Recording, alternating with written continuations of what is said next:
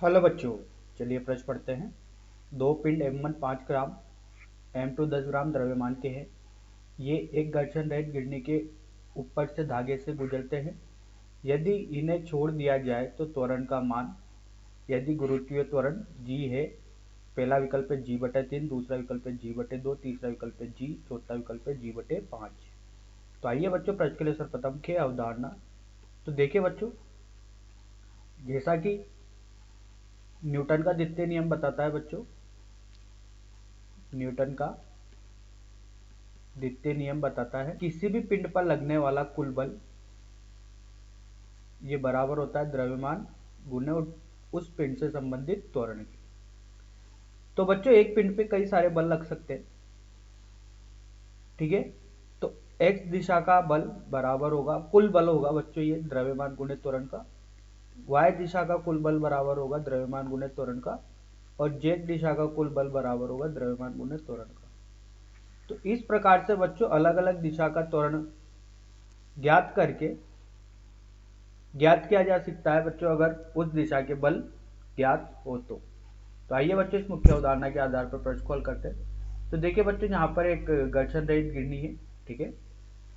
इसका मतलब है कि बच्चों जब रस्सी इससे फिसलेगी तो यहाँ पर कोई घर्षण नहीं होगा, रस्सी इसके ऊपर से इस प्रकार से गुजर रही है बच्चों, ठीक है।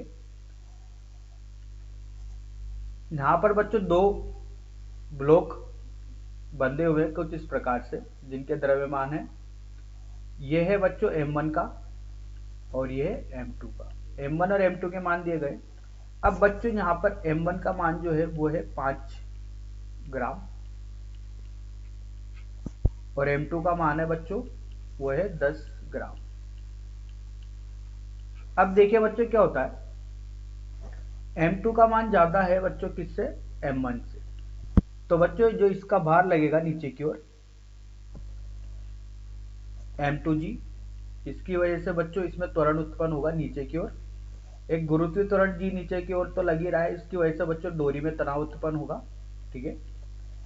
अब बच्चों जो M1 है इस पर भी भार नीचे की ओर लग रहा होगा, इसमें भी तनाव आएगा, लेकिन बच्चों इसका त्वरण ऊपर की ओर होगा। ऐसा क्यों होगा, क्योंकि बच्चों जब ये M2 का ब्लॉक नीचे की ओर आएगा तो M1 का ब्लॉक कहाँ जाएगा, ऊपर की ओर जाएगा, इसलिए इसका त्वरण किधर हो गया, ऊपर की ओर।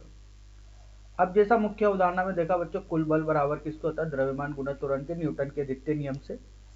तो आइए बच्चों यहाँ से समीकरण बनाते हैं। तो दूसरे ब्लॉक के लिए M2G, इसका त्वरण नीचे की ओर है तो ये बल ज्यादा होगा, धनात्मक होगा, M2G ऋणात्मक T बराबर M2A के। इसको समीकरण नंबर 1 नाम देते हैं। इसी प्रकार से बच्चों दूसरी ब्लॉक के लिए T ऋण M1G बराबर M1A, ये समीकरण नंबर 2। अब देखिए बच्चों यहाँ से जो ये दोनों समीकरण है, ठीक है, इन दोनों समीकरणों को जोड़ देते हैं। तो देखिए बच्चों दोनों समीकरणों को जोड़ने पर क्या मिलता है, M2G ऋण T बराबर M2A और T ऋण M1G बराबर, T से T कट गया बच्चों, इनको जोड़ रहे हैं तो यहाँ पर बचा है G M2 ऋण M1 बराबर A M1 धन M2।